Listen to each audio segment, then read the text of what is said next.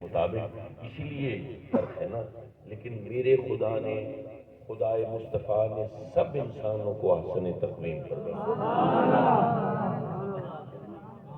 دیکھو اس آیت میں برابری کا عنصر ہے.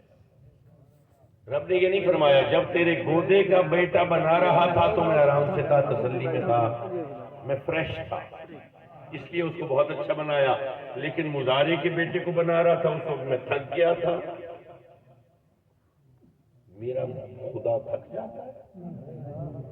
میں تو اس کو خدا مانتا ہی نہیں ہوں جو تھک جائے.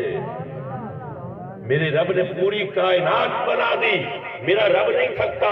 میرا رب تو وہ ہے جس نے مزارے کے بیٹے کو بھی اسی احسن تقویم پر بنایا ہے جیسے گودے اور وڈیرے کے بیٹے کو احسن تقویم پر بنایا ہے. جو جوہر تخلیق اس نے کمہار کے بیٹے میں رکھا ہے، زمیندار کے بیٹے میں وہی جوہر تخلیق رکھا ہے. میرے رب نے اس برابری کی سطح پہ بنایا ہے انسانوں کو کہ سب اونچ نیچ ختم ہو گئی. رب نے فرما دیا تمہیں ایک ماں اور ایک باپ سے تخلیق کیا، تم ایک والد اور ایک والدہ سے پیدا کیے گئے انسان ہو. اپنے آپ کو تقسیم نہ کرو، لوگوں کو گالی نہ دو.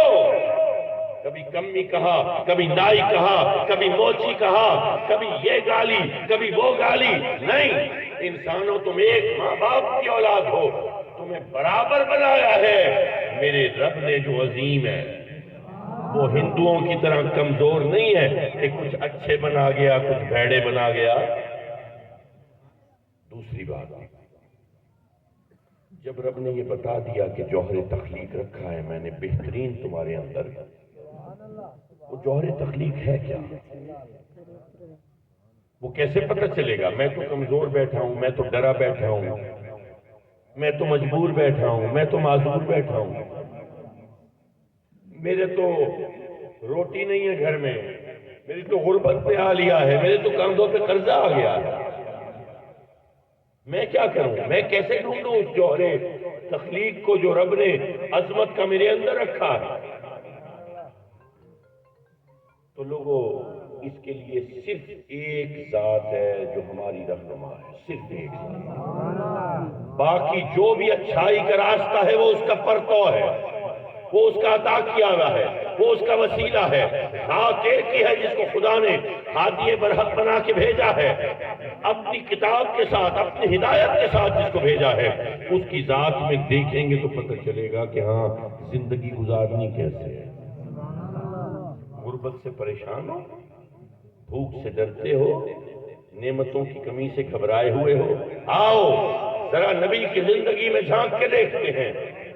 لیکن اس سے پہلے میں عمر کوٹ کے لوگوں، میں آپ کو ایک چھوٹا سا واقعہ بتاتا ہوں. میں ایک ادارے میں گیا جہاں پہ لوگ ایسے توازن میں تھے، جیسے تعلیم میں دینی تعلیم بھی دیتے ہیں تو دنیاوی تعلیم بھی دینا شروع، ایسے ہوتے ہیں نا ادارے.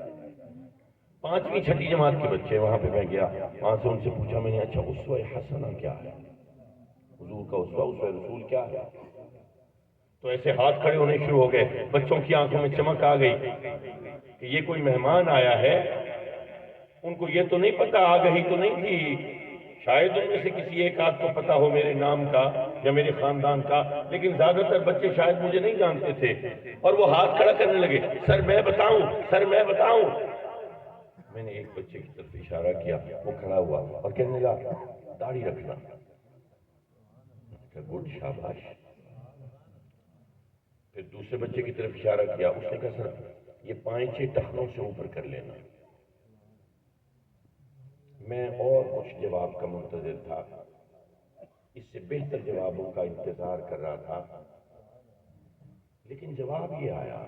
پھر ایک اور بچے کو کہا، میں نے کہا شاید کوئی بچہ اچھا جواب دے. اس نے کہا کہ امامہ باندھنا. اچھی بات ہے، ٹھیک ہے. پھر ایک اور بچے کو کہا، اس نے کہا بال اتنے اتنے رکھ لینا، کاندھوں سے اوپر لمبے کر لینا.